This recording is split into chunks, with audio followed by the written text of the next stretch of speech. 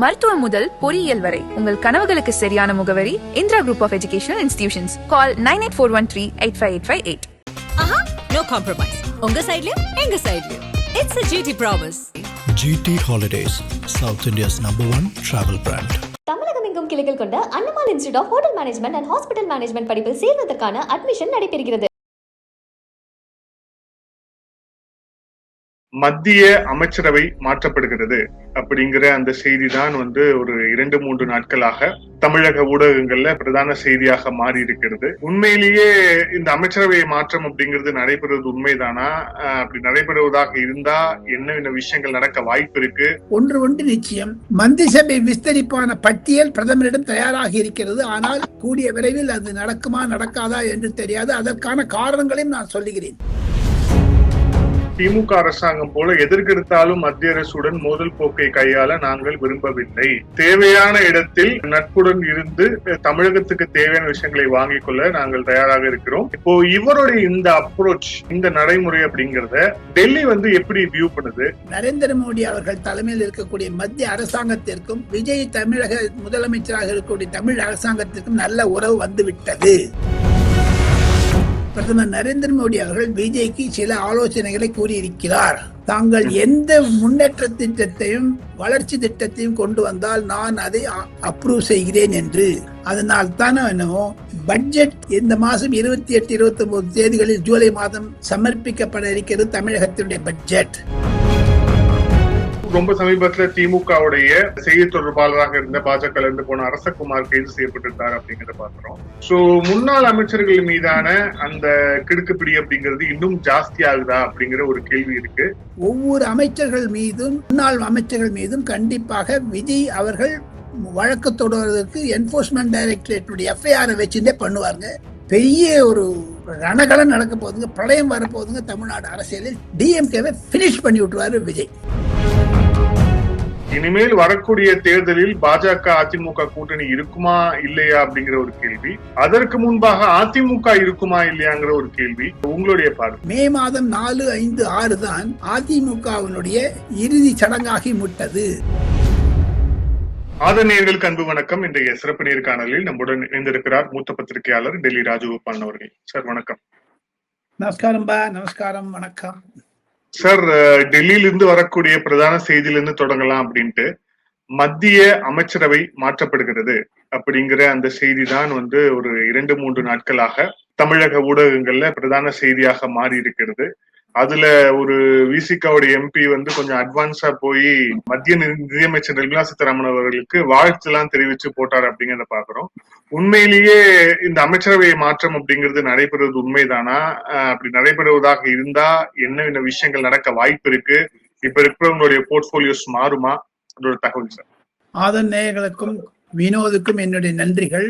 வினோத் தங்களுடைய நேயர்களுக்கு ஒரே ஒரு உண்மையை சொல்ல வேண்டும் என்றால், நரேந்திர மோடி பிரதமருடைய எண்ண அலைகளை விசிகாவாக இருக்கட்டும், ஈவன் அமித்ஷாவாக இருக்கட்டும், யாராலும் அளவு கண்டு செய்ய முடியாது. தாங்கள் கூறியதெல்லாம் உண்மையாக இருக்கிறது. டெல்லியில் தலைநகரத்தில் பேச்சு அதுதான். ஆனால் எனக்கு கிடைக்கக்கூடிய தகவல் வேறு மாதிரி இருக்கிறது. பிரதமர் இன்று அனைத்து 85 செயலாளர்களிடம் பேச இருக்கிறார். அதன் மூலமாக மந்திரி சபை விஸ்தரிப்பிற்கான ஆவணங்களை எல்லாம் செய்து முடித்து விட்டாலும் சில மந்திரி சபைகளை, மந்திரி இலாக்காக்களை புதுப்பிக்க இருக்கிறார். அதாவது ரீநேம் பண்ண இருக்காரு. வாட்டர் ரிசோர்ஸ் டெவலப்மெண்ட் பற்றியும், அதே மாதிரி பப்ளிக் ஒர்க்ஸ் டிபார்ட்மெண்ட் பற்றியும், அதே மாதிரி இன்டர்னல் செக்யூரிட்டி பற்றி, அதெல்லாம் நிறைய டிபார்ட்மெண்ட்ஸ்க்கு உருவாக்கணும்னு நினைச்சிட்டு இருக்காரு. காரணம் என்னென்ன வினோத், இந்த மத்திய அரசாங்கத்தில் இப்பொழுது எப்படி தமிழக முதல்வர் விஜய் அவர்கள் 108 சீட்டை வச்சுட்டு 144 சீட் வாங்கினாரோ, மெஜாரிட்டி பிடிச்சாரோ, அதே மாதிரி நரேந்திர மோடி 240 சீட்டை வச்சுன்னு இப்ப 306 கிட்டத்தட்ட வந்துட்டாரு. சிவசேனாவில் உடைப்பு, திரிணாமுல் காங்கிரஸில் உடைப்பு. இன்று நான் கேள்விப்படுகிறேன் சரத்பவார் தன்னுடைய கட்சியை காங்கிரசுடன் இணைக்க இருக்கிறார். ஆக மொத்தம் காங்கிரஸ் எம்பி, சரத்பவார் எம்பிக்கள் எல்லாம் பாஜகவில் வர இருக்கிறார்கள் என்று. சமாஜ்வாதி கட்சியுடைய உடைப்பு, பிரிப்பு எல்லாம் சேர்த்து. இது எதனால வந்ததுன்னு கேட்டீங்கன்னா, வெஸ்ட் பெங்கால்னால வந்தது, அசாம் ஜெய்கேட்னால வந்தது. இதனால தன்னுடைய மைனாரிட்டி அரசாங்கத்தை மெஜாரிட்டியாக கொண்டு வந்து விட்டார் நரேந்திர மோடி. அதே மாதிரி விஜயம் செய்கிறார் நரேந்திர மோடி. ஒன்று நிச்சயம், மந்திரிசபை விஸ்தரிப்பான பட்டியல் பிரதமரிடம் தயாராக இருக்கிறது. ஆனால் கூடிய விரைவில் அது நடக்குமா நடக்காதா என்று தெரியாது. அதற்கான காரணங்களையும் நான் சொல்லுகிறேன். பிரதமர் நரேந்திர மோடி ஏன் ராஜ்யசபாவிலும் லோக்சபாவிலும் இப்படி அபரிதமான ஒரு மெஜாரிட்டியை காண்பிக்க வேண்டும் என்றால், constitution amendment bill, delimitation, women's bill, uniform civil code, மூணுத்தையும் கொண்டு வரணும்னு பாக்குறாரு. அதுக்கு 2/3 மெஜாரிட்டி வச்சுக்கணும்னு பாக்குறாரு. இப்ப 3 நாள் செஞ்சாச்சு. எல்லாத்தையும் 368 வந்தாதான் 2/3 மெஜாரிட்டியா இருக்கும், 2/3 பங்கு. அவன் டிஎம்கே முதல்ல சொன்னாங்க, நம்ம ஓகே நாங்க அப்சைன் பண்றோமோ இல்ல வாக்கெடுக்கும் போது நாங்க வாயமூண்டு உட்காந்துடுறோமோ, சாதகமாகவோ பாதகமாகவோ ஓட்டு போட மாட்டோம். நீங்க 50% எங்களுக்கு அஷூரன்ஸ் கொடுத்துட்டீங்கன்னா டீலிமிட்டேஷன் பில்லில் நாங்கள் சப்போர்ட் பண்றோம். அதுக்கு 50% ஒத்துணுட்டாங்க. இன்ஃபேக்ட் நான் ஆதரணைகளுக்கு வெளிப்படையான ஒரு உண்மையை சொல்லுகிறேன்.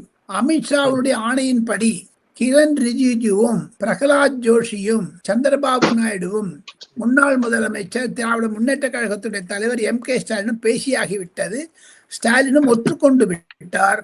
நாங்கள்லாம் அந்த 50% எக்ஸ்ட்ரா சீட் தமிழ்நாட்டுக்கு தரேன்னு சொல்லுங்க, நான் ஒத்துக்கிறோம்னு சொல்லிட்டு. ஆக மொத்தம் 60 சீட்டு பார்லிமெண்ட் எலெக்ஷன் நடக்கணும்னா 60 சீட் நடக்கும் தமிழ்நாட்டில் 2029.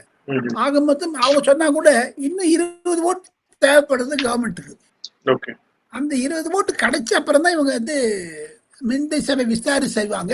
இந்த 3 பில்லை இப்போ இன்ட்ரோடியூஸ் பண்ணிட்டு பாஸ் பண்ணிட்டு ஆகஸ்ட் முதல் வாரத்தில் மந்திரி சபை விஸ்தரிப்பை வைத்துக் கொள்ளலாமா என்ற எண்ணமும் பிரதமர் மனதில் ஓடுகிறதாக நான் கேள்விப்பட்டேன். அதுதான் ஊர்ஜிதமான செய்தி. இப்போ எக்ஸ்பிளைன் பண்ணிட்டீங்கன்னா மந்திரி சபை கிடைக்காதவங்க உள்ள ஓட்டு தப்பா ஓட்டு போட்டாங்கன்னா, திமுக வந்து ஓட்டு போடுறேன் படலைன்னு சொல்லி இன்னும் கமிட்மெண்ட் கொடுக்கல, நாளைக்கு வேற ஏதாவது நடந்துன்னா கொடுத்துட்டாங்கன்னா, இதனால தான் அந்த மந்திரி சபை டிலே ஆகுது. என்னை பொறுத்த மட்டும் ஆகஸ்ட் முதல் வாரத்தில் தான் மந்திரி சபை விஸ்தரிக்கப்படும் என்பது டெல்லியில் பரவலாக பேசப்படுகிறது. எது இருப்பினும் நரேந்திர மோடியை யாராலும் யூகிக்க முடியாது. சர்ப்ரைஸ் கொடுப்பார் தான் அவருடைய எண்ணம். இரண்டாவதாக, தாங்கள் நிர்மலா சீதாராமனை பற்றி கேட்டீர்கள். விசிக உறுப்பினர் ட்வீட் போட்டிருக்கிறதாக. ஐயா விசிக தலைவர் அவர்களே, தங்களுடைய கட்சியை முதலில் பாருங்கள். தங்களுடைய கட்சியினுடைய ஏற்றத்தாழ்வுகளை எல்லாம் வைத்து பார்த்தால் உங்க கட்சி உடையதா இருக்குதா? உங்க கட்சி ஒண்ணுமே இல்லாத அடிச்சு இப்போ எல்லாமே தமிழ் வெற்றி கழகம் மூழ்கிடுச்சு. அப்படியே அந்த பின்னணியில் பார்த்தார்கள். ஆனால் நிர்மலா சீதாராமனை இப்பொழுது சக்திக்கு மாற்றுவதான எண்ணம் நரேந்திர மோடி மனதில் இல்லை. பொய் செய்திகளை வரவேற்கிறார்கள், தருகிறார்கள். சக்திகாந்த் தாஸ் என்பவர் ஒரு தமிழகத்திற்கு IAS ஆபீசர். அவர் ஒரு சீனியர் அதிகாரியாக பிரதமர் செயலகத்தில் செயல்படுகிறார். நரேந்திர மோடிக்கு நெருக்கமானவர், உண்மையில் அதுதான். ஆனால் அரசியல் ரீதியாக பார்த்தீர்களே ஆனால் எனக்கு ஒரு பாஜக தலைவர் சொன்னதை ஆதரணைகளிடம் பகிர்ந்து கொள்ள ஆசைப்படுகிறேன். ஃபேக் என்ற திட்டம், இது வந்து மிட்டம் அப்ரசல் மாதிரி நரேந்திர மோடி பண்றாரு. 2024க்கும் 29க்கும் நடுவே இருக்கக்கூடிய 2026 மிட்டம் நீங்க வந்து ஹாஃப் இயர்லி எக்ஸாம் எழுதுற மாதிரி எழுதுறாரு. இந்த சமயத்துல போய் ஃபர்ஸ்ட் ஹாஃப்ல வந்து நீங்க மினி பியூரோக்ராட்ஸை கொண்டு வரலாம் உள்ள. ஆனால் பியூரோக்ராட்ஸை கொண்டு வந்ததுனால ஹர்தீப் சிங் பூரி, டாக்டர் ஜெய்சங்கர் போன்றவர்கள் இருக்கிறார்கள். ஆனால் செகண்ட் ஹாஃப்ல ஒரு அதிகாரி கொண்டு வருவதை விட அரசியல்வாதி கொண்டு வருவது மேல் என்று சில கருதுகிறார்கள். ஆக மொத்தம் சக்திகாந்த் தாஸ் அமைச்சரவையில் வரமாட்டார் என்று அடித்து பிடித்து சொல்கிறார்கள் பிரதமர் செயலகத்தில் இருப்பவர்கள். டெல்லியில் இருக்கக்கூடிய யூகங்களை எல்லாம் பார்த்தீர்களே ஆனால் பலவிதமான கருத்துகள் வருகின்றன. டெல்லியில் இருக்கக்கூடிய வெப்பநிலை இன்னும் அதிகமாகிக் கொண்டே இருக்கிறது. முதல் முறையாக 100 வருடத்தில் 50 டிகிரி கிராஸ் பண்ணிடுச்சு டெல்லியில. இருப்பினும் அரசியல் சூழ்நிலை, அரசியல் கிளைமேட்டு, பொலிட்டிக்கல் கிளைமேட்டு 50 டிகிரி வந்து 100 டிகிரி ஆயிடுச்சு. இப்போ இது டெல்லியில ரொம்ப ஹார்ஷா இருக்குங்க வெயில். அதே மாதிரி தான் பொலிட்டிக்கல் நியூஸும் ஹார்ஷா இருக்கு. கேபினட் எக்ஸ்பான்ஷன் நீங்க நம்பாதீங்க. சார், இப்போ தமிழகத்துக்கு வந்தோம் அப்படின்னா, தமிழக சட்டமன்றத்தில் நடந்த ஒரு நிகழ்வுல இருந்து நான் தொடங்கலாம் அப்படின்ட்டு. அதுல விஜய் அவர்கள் குறிப்பிடும் போது, முதலமைச்சர் விஜய் அவர்கள் குறிப்பிடும் போது என்ன சொல்றாரு அப்படின்னா, சென்ற அரசாங்கம் போல, குறிப்பாக திமுக அரசாங்கம் போல எதற்கெடுத்தாலும் மத்திய அரசுடன் மோதல் போக்கை கையாள நாங்கள் விரும்பவில்லை. தேவையான இடத்தில் நட்புடன் இருந்து தமிழகத்துக்கு தேவையான விஷயங்களை வாங்கிக் கொள்ள நாங்கள் தயாராக இருக்கிறோம். கொள்கை ரீதியான எங்களுடைய அந்த எதிர்நிலை தொடரும் அப்படின்னு சொல்லியிருக்காரு. இப்போ இவருடைய இந்த அப்ரோச், இந்த நடைமுறை அப்படிங்கிறத டெல்லி வந்து எப்படி வியூ பண்ணுது? ரெண்டாவது, ஆளுநர் அர்லேக்கர் அவர் அந்த அறிக்கையை அப்படியே வாசிச்சதும் ஒரு ஒரு விவாதமானது. இப்ப ரெண்டுத்துக்கும் ஏதாவது கனெக்ஷன் இருக்கா? டெல்லி எப்படி வியூ பண்ணுது? அரசாங்கம் பாஜக என்று 2 பிரிவுகளாக பார்க்க வேண்டும். மத்திய அரசாங்கம் நரேந்திர மோடி அவர்கள் தலைமையில் இருக்கக்கூடிய மத்திய அரசாங்கத்திற்கும் விஜய் தமிழக முதலமைச்சராக இருக்கக்கூடிய தமிழ் அரசாங்கத்திற்கும் நல்ல உறவு வந்துவிட்டது. காரணம், நிர்மலா சீதாராமன் ஒரு மந்திரி ஒருவரைத்தான் பார்த்தார் விஜய், மற்ற எந்த மந்திரிகளையும் பார்க்கவில்லை. அதன் மூலமாக கண்டிப்பான நிலைமை தமிழகத்தை பொறுத்தமட்டில் தமிழ்நாடு ஃபர்ஸ்ட் என்று தேர்தலில் வாக்குறுதி கொடுத்த விஜய் அவர்கள் நேஷன் ஃபர்ஸ்ட் என்று சொல்லக்கூடிய நரேந்திர மோடியினுடைய ஒரு கோஷத்தையும் இருவரும் ஒன்றாகிவிட்டார்கள். அரசாங்கத்திற்கும் இடையே தாங்கள் சட்டமன்றத்தில் விஜய் பேசியதை முதலமைச்சர் பேசியதை குறிப்பிட்டீர்கள். அதிலும் முதலமைச்சர் கூறியிருந்தார், மத்தியில் கூட்டாட்சி மாநிலத்தில் சுழாட்சி என்று சொல்லக்கூடிய அளவிற்கு திமுக மீது அவர் ஒரு குற்றச்சாட்டை வைத்தாரே. ஆனாலும் மாநிலத்திலும் கூட்டாட்சி வந்து விட்டது, நாங்கள் மத்திய அரசுக்கு இணக்கமாக இருக்கோம், கோஆபரேட் பண்ணுவோம், அது உறுதிமை சொல்லிவிட்டாரு. காரணம், 2 முறை பிரதமரை சந்தித்ததனால். தவிர நீங்க ஆன்டி மோடியா பண்ணிட்டு பாஜக இங்க காலை வைக்காது, உயிரெடுப்போம் அப்படிலாம் சொல்லிட்டு கடைசியில நீங்க தானே போய் காலில் விழுந்தீங்கன்னு வேற சொல்லியிருக்காரு அசம்பிளியில. இதெல்லாம் நீங்க மனசுல வச்சு பார்த்தீங்கன்னா, பிரதமர் நரேந்திர மோடி அவர்கள், நான் சென்ற வீடியோவில் தங்களிடம் பதிவு செய்தேன், பிரதமர் நரேந்திர மோடி அவர்கள் பிஜேபிக்கு சில ஆலோசனைகளை கூறியிருக்கிறார். தாங்கள் எந்த முன்னேற்ற திட்டத்தையும் வளர்ச்சி திட்டத்தையும் கொண்டு வந்தால் நான் அதை அப்ரூவ் செய்கிறேன் என்று. அதனால் தானே என்னவோ பட்ஜெட் இந்த மாதம் 28, 29 தேதிகளில் ஜூலை மாதம் சமர்ப்பிக்கப்பட இருக்கிறது தமிழகத்தினுடைய பட்ஜெட். அதற்கான வெள்ளை அறிக்கைகளை எல்லாம் கொடுத்து விட்டார். நிர்மலா சீதாராமன் பேசும்பொழுது கூட டெல்லியில் வந்த பொழுது முதல் முறையாக அம்மையார் ஆதரவு அளித்தார். அதனுடைய பின் தொடர்பாகத்தான் நேற்று காஞ்சிபுரத்தில் அம்மையார் நிர்மலா சீதாராமன் வந்திருந்த பொழுது சட்டசபையில் பேசுவது அரசியல் தானே பேசணும், வேற என்ன பேசுவோம் என்று தமிழ் வெற்றி கழகத்திற்கு ஆதரவாக சில கருத்துக்களை கூறியிருப்பது குறிப்பிடத்தக்கது. எனினும் விஜய் அவர்கள் மிகவும் துல்லியமாக டைட் ரோப் வாக்கிங் என்று ஆங்கிலத்தில் சொல்வார்களே, மிக மிக எச்சரிக்கையாக நகர்ந்து கொண்டு வருகிறார்.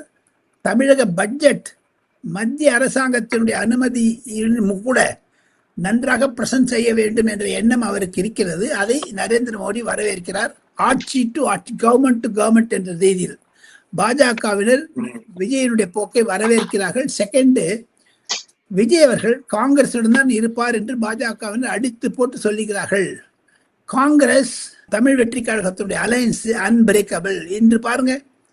செல்வ பெருந்தகை எடுத்துட்டு தமிழ் வெற்றி கழகத்துக்கு ஆதரவாக இருக்கக்கூடிய மாணிக் தாக்கூரை போட்டிருக்காங்க. இதையும் பாஜக வரவேற்கிறது. காரணம், தமிழகத்தில் பாஜக வர வேண்டும் என்றால் தமிழ்நாட்டிற்கு தமிழ் வெற்றி கழகம் காங்கிரசும் ஒன்றாக இருக்க வேண்டும் என்பதுதான் அவருடைய அரசியல் போக்கு என்று நான் கருதுகிறேன். வினோத், சார், இப்ப இன்னொரு விஷயமும் பாக்குறோம். நம்ம அடுத்தடுத்து திமுகவுடைய முன்னாள் மாஜிக்கள் இந்த லஞ்ச ஒழிப்புத்துறை புகார் இந்த வளையத்துல சிக்கிறாங்க. திமுக ரொம்ப சமீபத்துல திமுகவுடைய செய்தி தொடர்பாளராக இருந்த பாஜக இருந்து போன அரசகுமார் கைது செய்யப்பட்டிருக்காரு அப்படிங்கிறத பாக்குறோம். சோ முன்னாள் அமைச்சர்கள் மீதான அந்த கிடுக்குப்பிடி அப்படிங்கிறது இன்னும் ஜாஸ்தி ஆகுதா அப்படிங்கிற ஒரு கேள்வி இருக்கு. சோ இத நீங்க எப்படி பாக்குறீங்க? தமிழக சட்டமன்றத்திலேயும் சீஃப் மினிஸ்டர் சொல்லிட்டாரு வினோத். அவர் சொல்லிட்டாரு, நான் இறுக்கி பிடிக்கத்த பயந்துன்னு ஓடுறாங்க பாருன்னு சொன்னாங்க. பாருங்க, ஞாபகம் இருக்கா உங்களுக்கு? அதை தவிர சமீப காலமாக ஆதவ அர்ஜுனோட பேச்சுக்களை எல்லாம் பார்த்தால் கருணாநிதியினுடைய குடும்பத்தில் கடைசி முதல்வர் மு.க. ஸ்டாலின் இனி திமுக ஆட்சிக்கு வராது என்று அடித்து போட்டு சொல்லுகிறார். அதற்கு ஈடாகத்தான் 1ஆம் தேதி ஜூலை மாதம் காலையில் தமிழகத்தில் சென்னையில் விஜய் அவருடைய தலைமையில் ஒரு புது கூட்டணி உருவாக இருக்கிறது என்று டெல்லியில் பேசுகிறார்கள். தமிழ் வெற்றி கூட்டணி என்று அவர்கள் அதுக்கு பெயர் வைக்க வேண்டும் என்று தமிழ் வெற்றி கழகத்தினர் கூறுகிறார்கள். அதில் காங்கிரஸ், மறுமலர்ச்சி திராவிட முன்னேற்ற கழகம், 2 கம்யூனிஸ்டுகள், விடுதலை சிறுத்தை கட்சிகள், யாரு டிஎம்கேட இருந்தாங்களோ அவங்களே இங்க வந்துட்டாங்க. அவங்கெல்லாம் சேர்ந்து ஒரு அலையன்ஸ் பண்ண போறாங்க, புது அலையன்ஸ். அது இண்டி கூட்டணிக்கு ஆதரவு தரும் என்று நாளைக்கே ஒரு தீர்மானம் போட இருக்கிறார்கள். அதற்கு திருமாவளவன் அவரது அந்த பொலிட் பீரோ என்று சொல்லக்கூடிய அந்த அமைப்பிற்கு கன்வீனரா போட வேண்டும் என்றெல்லாம் பேசுவதாக டெல்லியில் கருத்து உலாவி வருகிறது. ஒருங்கிணைப்பு பார்த்தால் தமிழக அரசியலில் திமுகவை ஓரம் கட்ட வேண்டும் என்று அனைத்து கட்சிகளும் முடிவு செய்து விட்டது. அதனால்தான் திமுக தனித்து விடப்பட்டது. ஏக்கலை சலோ என்று இந்தியில் பெங்காலியில் சொல்வார்கள், தனிப்பட்ட மரம் என்று. திமுக இன்று மிக மிக ஒரு அலங்கோல நிலையில் இருக்கிறது. அதிமுகவை விட மோசமான நிலையில் இருப்பதாகத்தான் தெரியும். தாங்கள் இன்னொரு கேள்வி கேட்டீங்க, மினிஸ்டர்ஸ் எல்லாம் எப்ப அரெஸ்ட் பண்ண போறோம். அதுக்கு தான் டாஸ்மார்க்கினுடைய ஸ்டே பண்ணியிருக்குது சுப்ரீம் கோர்ட். தமிழ்நாடு அரசாங்கத்தினுடைய விசாரணையை, அதாவது மு.க. ஸ்டாலின் அரசாங்கம் இருந்த பொழுது என்போர்ஸ்மெண்ட் டைரக்டர் டாஸ்மார்க்கை விசாரிக்க கூடாது என்பதனால். ஆனா நேற்று முன்தினம் சில மூத்த வழக்கறிஞர்கள் மூலமாக சுப்ரீம் கோர்ட்ல அந்த ஸ்டேவை வெக்கேட் பண்றதுக்கு அப்ளிகேஷன் போட்டாச்சு. அது ஜூலை மாதம் 10 தேதிக்கு வந்ததுன்னா ஒவ்வொரு அமைச்சர்கள் மீதும் முன்னாள் அமைச்சர்கள் மீதும் கண்டிப்பாக விஜய் அவர்கள் வழக்கு தொடர்வதற்கு என்போர்ஸ்மெண்ட் டைரக்டரேட்டுடைய எஃப்ஐஆரை வச்சுட்டே பண்ணுவாங்க. பெரிய ஒரு ரணகலம் நடக்க போகுதுங்க, பிரளயம் வரப்போகுதுங்க தமிழ்நாடு அரசியலில். திமுக எப்படி அதிமுக அளவில் கொண்டு போகவில்லை என்றால் விஜய் தன்னுடைய பெயரை மாற்றிக்கொள்வேன் என்றெல்லாம் கூட சொல்லி இருக்கிறார் ஒரு சில இடத்தில். அதனால டிஎம்கேவை பினிஷ் பண்ணி விட்டுருவாரு விஜய். திமுக என்ற கட்சி இருக்கு பாருங்க, ஒன்னில்லா பண்ணுவாங்க, பார்த்துட்டே இருந்தாங்க. அவ்வளவு கோபத்தில் இருக்கிறார்கள். காரணம் 2 காரணம் வினோத். அந்த காரணத்தை சில தமிழ் வெற்றி கழக தலைவர்கள் கூட பாஜகவுடன் தெரிவிப்பது என்ன என்று கேட்டால், உயர்மட்ட அளவில் கரூர் விஷயத்துல எங்களை கிரஷ் பண்ண பார்த்தாங்க, அமுக்க பார்த்தாங்க, பிழிஞ்சு எடுத்தாங்க. அரசியல் ரீதியாக, பொருளாதார ரீதியாக ஜனநாயகன் படத்தில் எங்களோட வருமானத்தை எல்லாம் ரிலீஸ் பண்ண விடாத பண்ணாங்க. எமோஷனலா பாத்தீங்கன்னா சங்கீதா பண்ணாங்க என்னுடைய துணைவியாருடைய விஷயத்துல. இந்த 3 தவிர நான் இதையெல்லாம் கூட மறந்து விடுவேன். ஆனால் 4ஆம் தேதி மாலை ரிசல்ட் வந்த உடனும் 4ஆம் தேதி மாலை இரவு 10:20 மணிக்கு ஒரு தொலைபேசி போகிறது. ஒரு முக்கியஸ்தர் இன்னொரு முக்கியஸ்தர், அதை போலீசார் கண்டுபிடித்து விஜயிடம் சொல்லிவிட்டார்கள். 2 மகன்கள் செய்த கூத்து. மறுநாள் காலையில் எடப்பாடி பழனிசாமியை முதலமைச்சராக்க வேண்டும் என்ற துடிதுடிப்பு இருந்தது பாருங்க. அதுதான் விஜய்க்கு ரொம்ப கோபமா இருக்காரு. அதை தவிர திருமாவளவனை முதலமைச்சர் ஆக்கலன்னு சொன்னதும் இப்பொழுது பாருங்க, எல்லாருமே டிஎம்கே கூட்டணியில வெளில வந்து தமிழ் வெற்றி கழகத்துக்கு போன அப்புறம் ஒவ்வொருத்தர் மாத்திய பேட்டி கொடுக்க ஆரம்பிச்சிருக்காங்க. இன்று சில முக்கிய தொலைக்காட்சிகளில் திமுக செய்த சதி என்றெல்லாம் கூட IUML உடைய தலைவர் பேட்டி கொடுத்திருக்கிறார். அதையும் மனதில் வைத்துக் கொள்ள வேண்டும். நான் ஏன் அதை குறிப்பிடுகிறேன் என்றால், கண்டிப்பாக நீங்க எழுதி வச்சுங்க வினோத், 5ஆம் தேதி காலையில் முதலமைச்சர் விஜய்க்கு குறிப்புகள் வந்தது என்ன என்று கேட்டால், மத்திய உளவுத்துறை மாநில உளவுத்துறை மூலமாக தங்களுடைய அரசாங்கத்தை கவிழ்க்க வேண்டும் என்று நினைக்கிறார்கள். அரசாங்கமே வரக்கூடாது, இப்படி வந்தாலும் கவிழ்க்க வேண்டும் என்று எண்ணுகிறார்கள் என்ற செய்தி போனவுடன் தான் விஜய்க்கு கரூரை விட இது மோசமாக நினைக்கிறார். அதனால திமுகவை விடமாட்டார் பாருங்க. அப்பதான் அது பாருங்க இதெல்லாம் வருது. அவருடைய மன அலைகளை சிலர் விளக்கி சொல்லுகிறார்கள் மத்திய பாஜகவிற்கு. அதைத்தான் நான் குறிப்பிடுகிறேன். எங்களை ஓட விட்டாங்க, நாங்க அவ்வளவு ஓட விடுறோங்கிற மாதிரி. தவிர ஆதவ் அர்ஜுனா டெல்லியில் வந்திருந்த போது நிதின் கட்கரி, அமித்ஷா போன்ற தலைவரிடமும் பேசியிருக்கிறார், மீட் பண்ணியிருக்கார் ஒரு 10 நாளைக்கு முன்னாடி. அப்போ இதுமான கருத்துக்களை சில பத்திரிகையாளரும் ஆதவ் அர்ஜுனா கூறியிருப்பதைத்தான் நான் பிரதிபலிக்கிறேன். ஓகே சார், இப்ப இந்த நேர்காணல இறுதியான கேள்வியை, அதிமுக இருந்து பெரிய பெரிய தலைகள் எல்லாமே வந்து ரிசைன் பண்ணிட்டு இருக்கிறாங்க, அடுத்தடுத்து ரிசைன் பண்ணிட்டு இருக்கிறாங்க அப்படிங்கிறத பாக்குறோம். 2 விஜயபாஸ்கர்கள் ரிசைன் பண்ணிட்டு இருக்கிறாங்க. இப்ப அடுத்தடுத்து யார் ரிசைன் பண்ணுவான்னு தெரியல. வேலுமணி மீண்டும் ஒரு போர்க்குழி தூக்கி இருக்கிறாரு. அதிமுகவுடைய நிலை என்ன ஆகும் உண்மையிலேயே? ஏன்னா முன்னாள் அமைச்சர்கள் மாவட்டத்துல இதுவரைக்கும் அதிமுகவை ஜெயிக்க வைத்த தளபதிகள் எல்லாருமே இப்ப விஜயிடம் போய்விட்டார்கள். இனிமேல் வரக்கூடிய தேர்தலில் பாஜக அதிமுக கூட்டணி இருக்குமா இல்லையா அப்படிங்கிற ஒரு கேள்வி, அதற்கு முன்பாக அதிமுக இருக்குமா இல்லையாங்கிற ஒரு கேள்வி, உங்களுடைய பார்வை. அதிமுக இருக்குமா இருக்காதாங்கிறது நீங்க முன்னாடியே ரிசைட் பண்ணலாம் வினோத். அரசியல் ரீதியாக, அரசியல் நிருபராக, அரசியல் ஆசிரியராக ஒருவர் பார்க்க வேண்டும் என்றால், வினோத் நீங்களும் தமிழ்நாடு அரசியல் நிறைய பார்த்துன்னு வரீங்க, நான் டெல்லியிலேருந்து பார்த்துன்னு வரேன், நீங்க பக்கத்திலே இருக்கீங்க. ஒரே ஒரு கேள்வி கேட்கிறேன், ஆதன் நேயர்கள் பதில் சொல்ல வேண்டும். வினோத் சொல்லுவதை தவிர தங்களுடைய காமெண்ட் செக்ஷன்ல போட்டீங்கன்னா that is a more welcome step. எல்லா தலைவரையும் பார்த்துட்டு வந்தார் விஜய் அவர்கள் முதலமைச்சர், இன்க்ளூடிங் உதயநிதி அண்ட் ஸ்டாலின். எடப்பாடி பழனிசாமி பார்க்கல. பல தலைவர்கள் சொன்னார்கள். சிபிஎம் தலைவரும் சொல்லியிருக்காரு, சண்முகம், கி வீரமணி சொல்லியிருக்கிறார், டாக்டர் அன்புமணி ராமதாஸ் சொல்லியிருக்கிறார், முதலமைச்சர் கண்டிப்பாக எடப்பாடி பழனிசாமி பார்க்க வேண்டும் என்று.